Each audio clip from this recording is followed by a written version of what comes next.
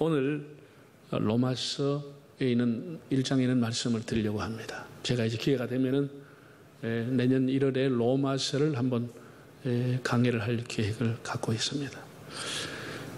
로마서 1장에서 11장까지 우리가 읽어보면은 11절, 17절까지 읽어보면은 참 이 복음이라고 하는 단어가 아주 두드러지고 튀어나오게 7번이나 나옵니다. 복음이라고 하는 것은 사도 바울의 애용어 중에서도 키워드, 그의 신학을 설명하는 기본어입니다. 헬라어로 말하면은 뉴앙겔리온, 복음, 뉴라고 하는 것은 좋다라고 하는 뜻이고 앙겔리온, 소식이라는 뜻입니다. 뉴앙겔리온, 굿뉴스, 가스펠, 복음이라고 그러죠. 기쁜 소식, 전쟁에 승리한 소식, 구원의 소식을 의미합니다. 바울은 바리새파 출신으로 엄격한 바리새 교육을, 율법 교육을 받은 사람입니다. 그는 태어나면서부터 로마의 시민권을 가진 사람이었습니다. 그리고 당대 최고의 석학인 가말리알 문화생으로 우리가 지금 추측해 보면 바울은 당시 유대 사회에서 상위 1% 안에 들어가는 아주 장래가 촉망되는 율법주의자였습니다. 종교적인 배경, 그리고 그의 학력, 그 집안의 배경, 그의 재주와 지혜, 모든 것이 다 갖춘 사람, 정말 유대 사회에서 아주 뛰어난 탁월한 그런 사람으로 자랄 기대주였습니다. 그러던 그 어느 날 다메섹 도상에서 환상 중에 예수님을 만나게 되고 너무 큰 충격을 받아가지고 3년 동안 아라비아 광야에 가서 율법을 연구하게 됩니다. 우리가 구약이라는 것은 율법이죠. 율법을 들여다보면서 3년이나 율법을 연구하면서 그가 깨달은 것입니다. 구약에서 말하고 있는, 율법이 말하고 있는 마지막 정점은 메시아라고 하는 것. 그 메시아가 바로 예수 그리스도라고 하는 사실을 깨닫게 됩니다. 예언서라고 할 수 있는 구약이 예언의 완성은 예수 그리스도에게 있다고 하는 사실을 확실하게 깨닫고 난 이후에 그의 삶은 바뀌어졌습니다. 그는 단 한 번도 그의 이때 바뀌어진 그의 목적과 사명을 버린 적이 없습니다. 그는 이제 예수 그리스도를 위해 살기로 작정을 합니다. 단 한 가지, 복음을 가르치기 위해서, 복음을 전하기 위해서 그의 생애를 바치게 됩니다. 참 놀라운 사람입니다. 그런 로마 시대, 로마 사람들에게 쓴 편지입니다. 당시에 로마 사람들에게 종이라고 하는 개념, 노예라고 하는 것이 얼마나 비참한 생활을 하고 있는지를 누구보다 잘 아는 사람입니다. 왜냐하면 전쟁을 통해서 세계 각국에서 끌려온 쇠사슬을 묶여왔던 그 노예들의 비참한 상황을 보고 알고 있는 바울이 그 로마인들에게 보낸 편지의 초두에 나는 예수 그리스도의 종이다 라고 표현했습니다. 예수 그리스도의 종이다. 예수 그리스도가 하는 사슬에 붙잡혀 있는 사람이다. 정말 대단한 그의 삶의 고백입니다. 그는 구원을 얻는 것, 복음 이 한 가지로만으로 족하고 자기의 사명을 완수하는 것도 복음을 전하는 것으로 얼마든지 완성하고 족하다고 생각했습니다. 그가 무슨 교회를 크게 세우고 뭘 크게 세우고 이게 아니고 복음을 전하는 것으로 자기의 사명은 완수된다고 깨달았습니다. 그의 교회론도 복음, 교회라고 하는 것은 이 복음을 가르치는 곳이라고 명시하고 있습니다. 바울은 이렇게 한마디로 복음에 미친 사람이었습니다. 그래서 복음을 위해서 모든 삶을 바치게 됩니다. 그는 고린도 전서 9장에 이렇게 말했습니다.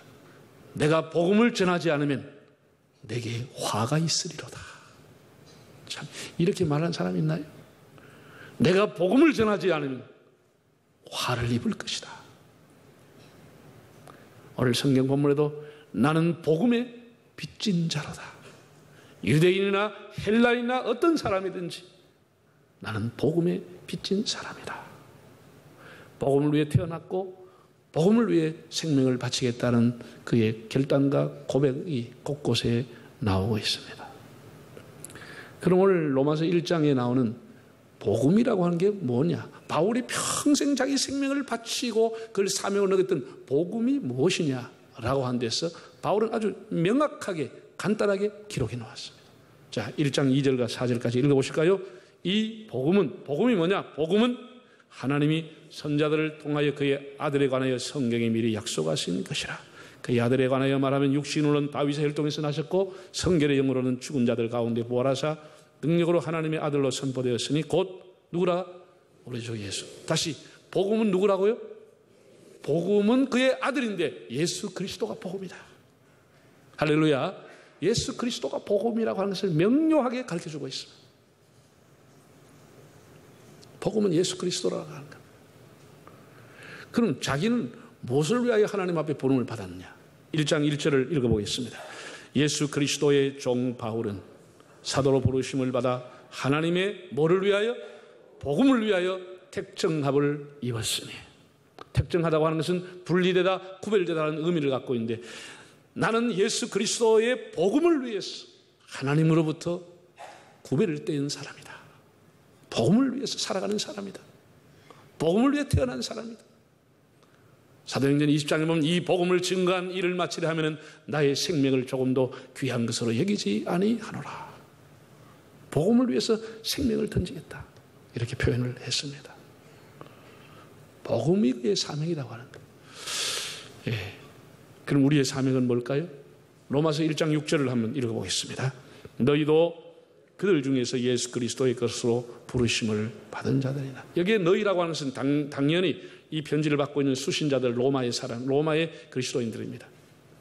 너희들도 예수 그리스도로부터 복음을 위해서 부르심을 받았다는 겁니다. 그러면 당시에 로마 사람들만, 로마의 그리스도인들만 그렇게 부름을 받았습니까? 아니죠. 오늘 이 글을 읽고 있는 수신자인 우리도 역시 부르심을 받았는데 무엇 때문에? 그리스도의 복음을 위해서 부르심을 받았다는 것입니다. 우리도 복음을 위해 다 부름을 받은 겁니다. 예. 이건 목사만 부름 받은 게 아닙니다. 우리 모두가 다 그리스도의 복음을 위해서 부르심을 받았습니다. 예. 그가 로마서를 쓰는 이유, 그가 로마에 그렇게 가고 싶은 이유, 그 기도와 소원이 무엇이었느냐? 왜 로마에 그렇게 가기를 원했느냐? 자, 1장 15절 본문을 읽어보겠습니다. 그러므로 나는 할 수 있는 대로 로마에 있는 너희에게도 복음 전하기를 원하라. 뭘 하려고 로마에 가려고 그래요? 복음을 전해보려고. 복음을 전합니다. 예? 그가 여행을 위해서, 세계의 수도인 로마를 구경하기 위해서, 관광을 위해서가 아니고 그들에게 그렇게 소원하면서 기도했던 이유는 뭐냐? 너에게 가서 복음을 전하고 싶다. 복음을 전하고 싶다라는 거예요. 예수 그리스도를 전하고 싶다라는 겁니다. 그럼 우리는 이렇게 생각합니다. 상식적으로 복음이라고 하는 것은 초신자나 듣고 불신자나 듣는 것이다. 이런 생각을 하기가 쉽습니다. 이런 것이 우리를 교만하게 만들고 우리가 하여금 복음의 열정이 식어지게 만드는 이유입니다. 이 성경에 대한 굉장히 오해입니다. 바울이 그토록 전하고 싶었던 복음, 그 대상인 로마의 사람들은 초신자가 아니었습니다. 처음 예수 믿는 사람들 아니었습니다. 아무것도 모르는 불신자가 아니었습니다. 예. 8절을 한번 읽어보겠습니다. 1장 8절을 읽어볼까요? 먼저 내가 예수 그리스도로 말미암아 너희 모든 사람에 관하여 하나님께 감사함은 너희 믿음이 온 세상에. 이미 바울이 있는 곳까지 로마의 그리스도인들의 소문이, 믿음이 있다는 소문이 자자하게 흘러온 것이. 여러분, 로마는 세계의 심장이었기 때문에 당시에 정치하고 싶은 사람, 예술을 꿈꾸는 사람, 법률을 꿈꾸는 사람, 각 분야에 또 끌려온 노예들, 종들, 이런 사람으로 온 로마 시내는 다양한 사람들이 모였고 이미 그 안에 예수 믿는 사람이 있었습니다. 예수 믿는 그리스도인들이 있었는데 바울에게 들려오는 소식은 그들에게 믿음의 소문이 자자하다고 하는 것이 들려온 거예요. 믿음이 있다라고 하는 소문이 들려온 거예요. 결코 초신자에게 보낸 게 아닙니다. 믿음이 있다고 하는 그들에게 만나서 다시 복음을 논하고 싶다. 다시 복음을 전하고 싶어 한 것입니다. 우리가 생각엔 다 알 것처럼 보이고 뻔한 것처럼 보이지만은 아니요. 내가 너에게 다시 가서 복음을 전하고 싶다. 초신자가 아닙니다. 믿음의 소문이 좋은 사람들에게 복음 전하기를 원했던 겁니다. 네, 그래서 로마서의 내용을 보면은 1장에서 9장까지 나오는 것은 구원론, 하나님의 의, 예수 그리스도의 십자가의 효력이라고 할까? 거기에 대해서 설명을 하고 아주 조직적으로 조직신학처럼 기록을 했고 10장에서 마지막까지는 실천편 우리 성도가 어떻게 살아야 될지 어둠의 옷을 벗어버리고 빛의 갑옷을 입고 살자고 하는 그런 내용의 권면을 주었습니다. 우리가 이 복음에 대한 선입관을 버려야 된다. 뻔한 얘기, 어릴 적부터 들은 얘기 그런 거 아닙니다. 믿음의 소문이 자자했던 사람들에게도 바울은 복음을 전하기를 원했습니다. 하나님의 도, 예수 그리스도의 십자가, 예수 그리스도의 구원의 도리에 대해서 바울은 바르게 전해주기를 원했습니다. 왜 이런 생각을 했을까요? 여러분, 바울이 자기가 설립한 교회들, 갈라디아 교회, 고린도 교회 등등의 교회들에게 시간이 가면서 문제가 생긴 것입니다.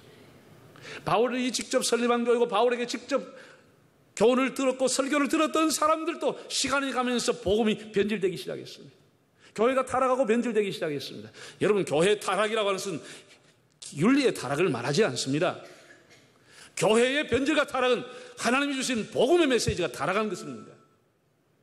복음이 타락했다는 겁니다. 어떻게? 은사가 죄일이라는 것으로 고린도 교회가 은사주의로 나타난 겁니다. 다시 율법주의자들이 나타나서 율법으로 회개하려고 하는 교회 안에 현상이 일어나는 것, 이게 복음의 타락이라는 겁니다. 다시 선행으로 가야 된다.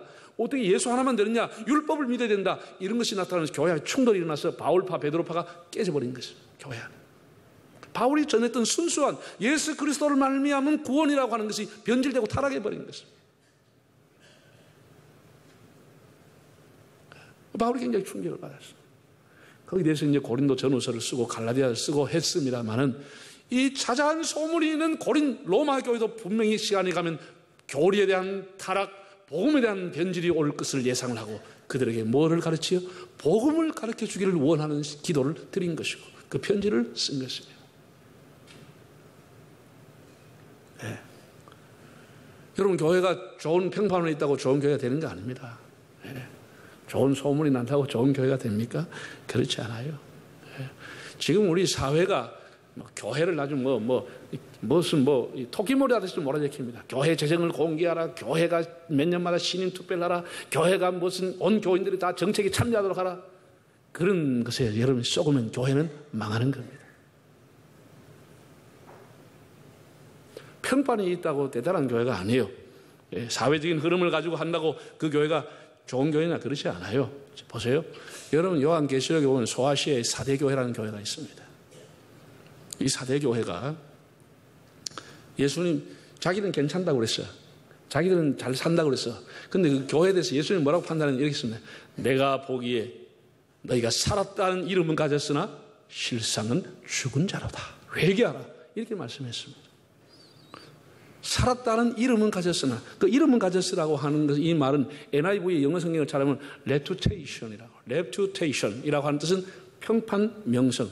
네가 살았다 하는 대단한 평판과 좋다고 하는 소문과 평판과 이름은 있지만, 명성은 있지만 실상은 죽어있다. 그렇게 말했죠. 사회에서 교회가 좋다고 하면 좋아지는 거요? 교회는 하나님의 복음을 바르게 전해야 좋은 교회가 되는 것이에요. 하나님의 진리를 바르게 전해야 좋은 교회가 되는 것이에요. 어떤 구조와 제도를 바꾸는 게 중요한 것이 아니고 강단에서 하나님의 복음이 바르게 전해지느냐, 이것이 핵심인 것입니다. 그렇지 않으면 사회단체와 똑같은 겁니다. 사회단체는 이보다 훨씬 더 공개적으로 훨씬 더 깨끗하게 하는 데가 많습니다. 모든 것은 교회 법을 따라야 됩니다. 우리가 대한예수교 장로의 통합식에 속해 있다면 통합식 법을 따라야 되는 것이죠. 그렇게 하지 않으려면, 불편하면 교단을 탈퇴해야 되는 것이죠. 제멋대로 하면 되는 겁니다. 교인들 총의대로 하면 되는 겁니다. 교단법을 무시하고 함부로 목회하는 사람, 교단법을 무시하고 함부로 도장을 찍어 서명한 사람, 이런 사람들 한국교회를 이렇게 어지럽게 만드는 거예요. 평판과 명성에 중요한 게 아닙니다. 하나님의 복음을 전하지 않은 교회에 대해서 주님은 네가 살았다고 하는 이름은 가졌으나 실상은 죽었다고 했습니다. 100년 전, 10년 전, 30년 전에, 50년 전에 우리 교회가 무엇을 했느냐? 그렇게 중요하지 않습니다. 10년 전, 20년 전에 내가 뭐 어떻게 살았느냐? 그것도 그렇게 중요하지 않습니다. 중요한 것은 지금 우리 교회가 하나님의 복음에 대한 열정을 가지고 있느냐? 복음에 대한 열정을 우리가 갖고 있느냐? 내 가슴에 복음의 불이 타고 있느냐? 이것이 중요한 것입니다. 복음에 대한 얘기를 들어도 무감각하고 까마득한 옛날 얘기고 한번 어제 옛날에 들었던 얘기고 그리고 맹숭맹숭하다. 그러면 영적으로 그 사람은 서서히 죽어가고 있는 것입니다. 교회는 복음을 듣기 위해서 오는 곳입니다. 우리 교회와 여러분 개개인의 가슴에 복음의 생수와 복음의 열정이 강같이 흐를 수 있기를 바랍니다. 우리가 복음이 우리 가슴에 사라지면 남는 것은 위선과 교만과 형식밖에는 없습니다. 그게 살았다는 이름만 가진 겁니다. 여러분, 여러 해 전에 서울 장안에서 일어났던 실화입니다. 밤무대 호스티스 일을 하는 아가씨가 예수님을 의해 영접을 해서 근방에 있는 큰 교회를 나갔대요. 나중에 이 사람이 실망을 하고 썬데이 무슨 잡지에다가 자기가 교회 갔다 다녔던 그 일을 기록을 했습니다. 교회를 좀 다녔더니 놀랍게도 자기가 술집에서 일할 때 단골 손님들이 그 교회 안에 여러 사람이 있더라. 쉽게 말해 그 얘기입니다. 자기가 맞이했던 단골 손님 중에 한 사람이 올라가 기도하고 있고 그 사람이 교회에서 왔다 갔다 하더라는 거예요. 그래서 뭐 술집에 있는 거나 교회에 있는 거나 똑같은데 내가 뭐 달라고 교회 가겠느냐 라는 글을 써서 충격을 준 겁니다. 여러분, 목사니 장로니 집사니 권사니 하는 이런 직분이 여러분을 거룩하게 하는 게 아닙니다. 내가 교회에 10년, 20년 다녔다는 그것이 여러분을 경건하게 하고 하나님 앞에 인도하는 것이 아닙니다. 여러분이 복음의 소식을 듣고 그 복음에 응답하고 열정을 가지고 복음을 위해 헌신하게 될 때 그 복음이 내 삶을 점점 바꾸어 가는 것입니다. 예수 그리스도가 내 삶을 바꾸어 가는 것입니다. 결코 복음은 초신자들이 불신자가 들어야 할 내용이 아닙니다. 결코 뻔한 얘기가 아닙니다. 구태의연한 방법이 아닙니다. 이 복음은 항상 우리가 듣고 가슴에 불처럼 담고 있어야 하는 것입니다. 여러분, 바울 같은 사람이 뭐라고 했습니까?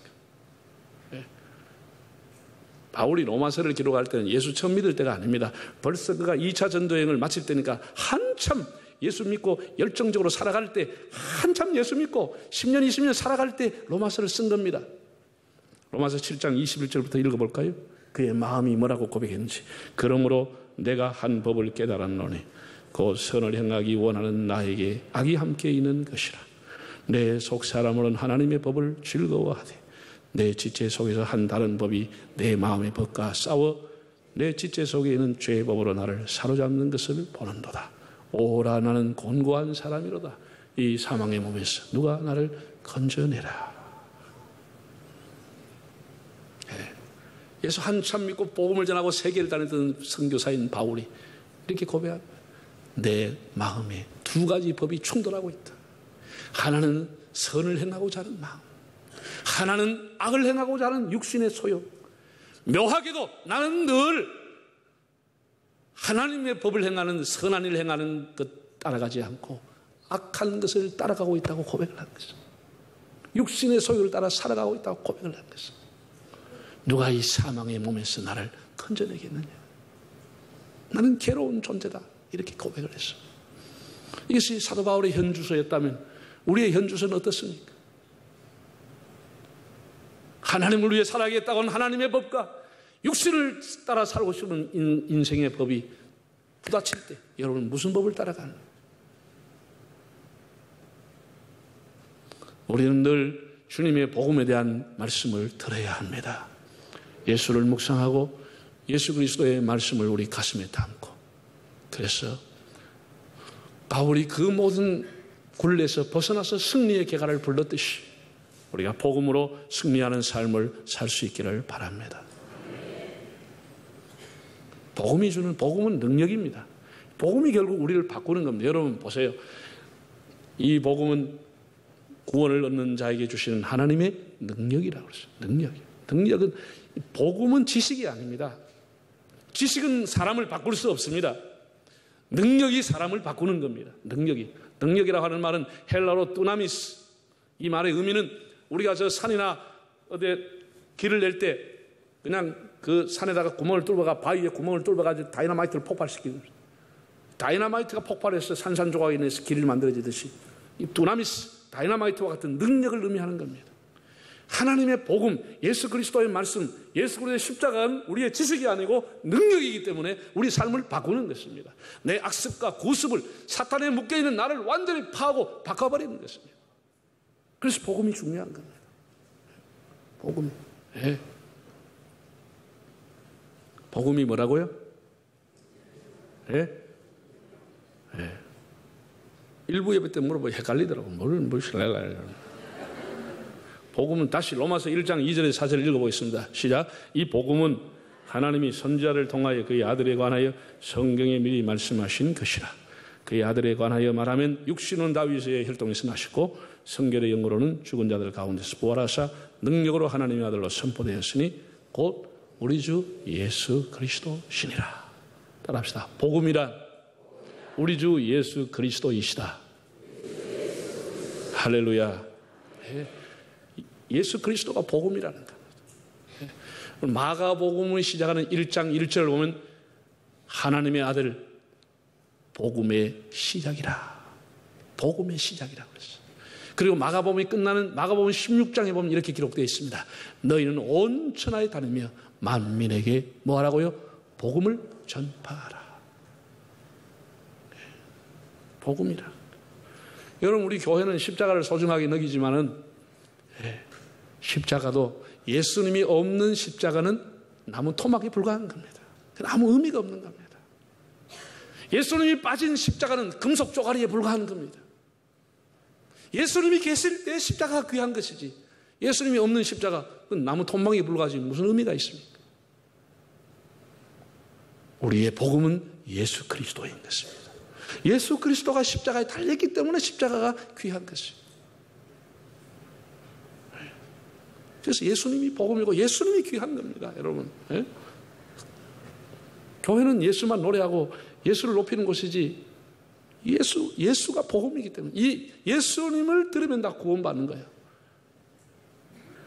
500년 전에 마틴 루터는 복음 하나면 족하다며 일어났습니다. 그 거대한 로마의 권력, 그 거대한 천주교의 권력 교황과 맞서 싸우면서 복음 하나면 족하다고 일어났습니다. 오늘 성경에 나오는 본문 그대로 오직 의인은 믿음으로 말미암아 살리라. 솔라피데, 믿음 하나면 족하다고 일어났습니다.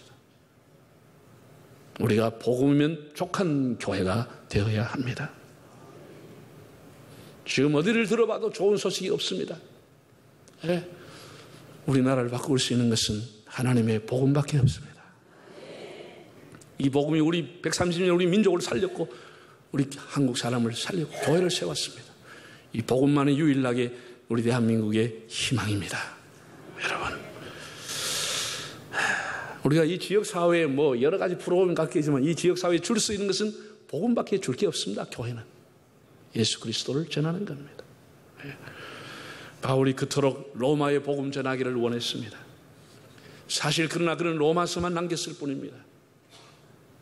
몇 장의 문서 초라했지요. 우스웠지요. 조롱거리였지요.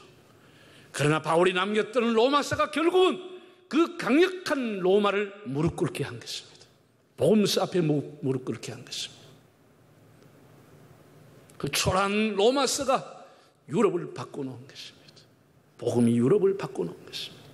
하나님의 복음은 능력인 것입니다. 두나미스, 능력인 것입니다. 복음이 여러분의 인생과 여러분의 가정을, 여리고성을 바꾸는 것입니다. 오늘날 보면 사람들은 정치에 미쳐있는 사람들, 컴퓨터에 빠져서 미쳐있는 사람들, 도박에 빠진 사람, 음란에 빠진 사람, 사람은 무엇인가 다 빠져 있습니다. 바울은 이렇게 말했습니다. 내가 미쳐도 복음을 위하여 미쳤다고 했습니다. 네. 코카콜라라고 하는 상품은 자본주의를 대표하는 상품입니다. 여러분, 그 나라의 공간이 들어가지 않고 대사가 들어가지 않아도 들어가는 게 미국의 코카콜라가 들어갑니다. 사우디아라비아, 중국, 러시아, 심지어 북한까지. 북한에 미국 대사관이 없지만 북한에도 콜라가 들어가 있습니다. 코카콜라 들어가 있습니다. 온 세계에 코카콜라 안 들어간 곳이 없습니다. 아프리카에 그리고 아마존 가면 밀리면도 들어가 있습니다. 예. 처음에는 이제 130년에 존 펜버튼이라는 사람이 코카나무 잎과 코카나무 열매를 가지고 처음에는 음료를 만들었다. 그걸 점점 발전시키고 색깔도 새까맣게 넣고 해가 오늘까지 발전시켜 온 거다. 130년 전부터 존 펜버튼이라는 사람 미쳐버렸습니다. 콜라 만드는데 미친 사람입니다. 그가 이렇게 말했습니다. 내 몸에는 피가 흐르지 않고 콜라가 흐르고 있다 그랬습니다. 이렇게 미쳐야 뭐가 되는 겁니다. 미쳐야 미치게 되는 겁니다. 모태통이 이렇게 말했습니다. 자기 홍위병 군사 10,000명, 20,000명 모아놓고 중국 대륙을 전부 다 뒤빌 때 그들에게 이렇게 말했습니다. 꿈을 꿔도 공산주의에 대한 꿈을 꿔라. 공산주의에 미쳐야 나라를 바꿀 수 있다고 했습니다. 결국은 공산주의에 미친 몇 명의 사람들이 중국 대륙을 바꿔놓은 것입니다. 복음에 미쳤던 바울에 의해 가지고 유럽은 바뀌어졌습니다. 유럽은 바뀌었습니다. 사랑하는 여러분, 여러분의 가슴에 복음의 불이 있는지를 확인하십시오. 교회는 무슨 이게 제도 이게 중요한 게 아니고 교회는 여러분의 가슴에 복음의 불을 던져주는 곳입니다. 예수 그리스도의 불이 여러분의 가슴에 있기를 바랍니다. 그 복음의 열정, 복음의 능력으로 삶을 바꾸고 승리하는 삶이 되시기를 바랍니다.